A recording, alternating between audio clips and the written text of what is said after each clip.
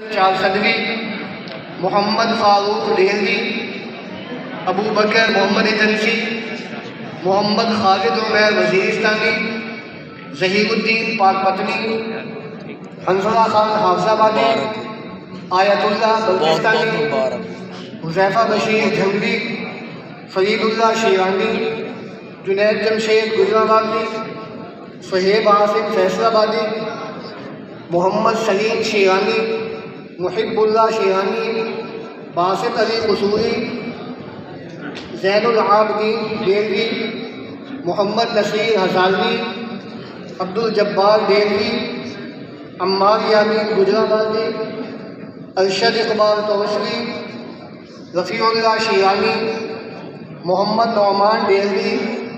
عثمان عابد حافظ آبادی، ذکاء الرحمان فیصل آبادی، زبیر احمد گلگتی، عبداللہ ڈیلوی، محمد شہزاد رحیم یار خانی، عثمان اصغر مانسیری، حافظ محمد